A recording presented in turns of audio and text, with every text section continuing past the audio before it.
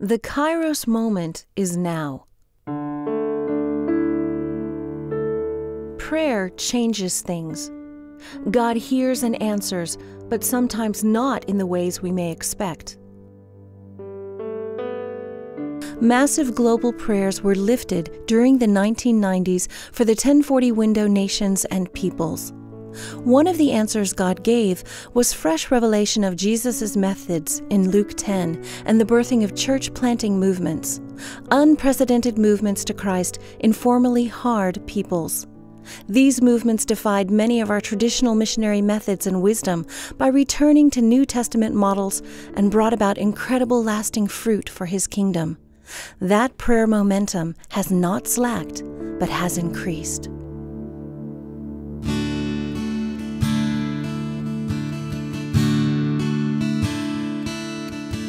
Life was filled with guns and wars, and earthquakes crumbled buildings to the floor. I wish we'd all been ready. Children cried, they had no bread, they had no home, no place to lay their heads. I wish we'd all been ready. Why don't we see the signs today? This moment comes, but we just walk away.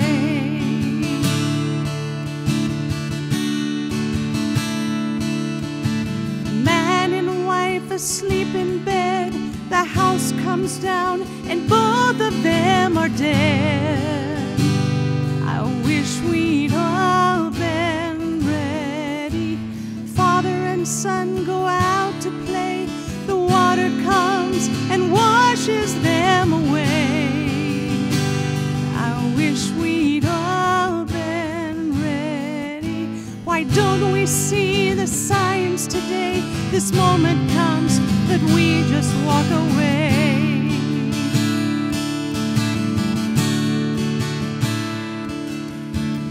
Life was filled with guns and wars, and earthquakes crumbled buildings to the floor. I wish we'd all been ready. Children cried, they had no bread, they had no home, no place to lay their head. I wish we'd all been ready. Why don't we see the signs today? God warned us it would be this way. We must prepare for darker days. These moments come, what will God's people say? What will God's people say?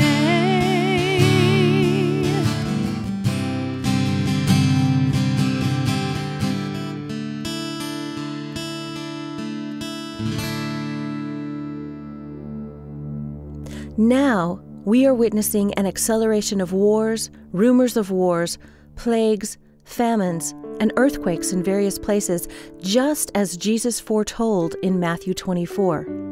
At such moments, the rules of society change. This becomes a moment for the gospel if the church is prepared not only to survive, but to keep its head when all about them are losing theirs. These disasters become Kairos moments among formerly inaccessible peoples. Could this acceleration, in fact, be God's answer to our cries for the last remaining least reached peoples? But just as society's rules change in such situations, so our approaches must in order to retain our poise and seize the moment for His kingdom's sake. Our approaches must work in disasters, in war zones, among nomadic groups, even in the most hostile of settings. Let us throw off everything that hinders and the sin that so easily entangles us, leaving behind petty divisions and making a name for ourselves, and let us run with perseverance the race Jesus is setting before us in this day, in this hour. He alone is worthy of all worship, honor, and praise.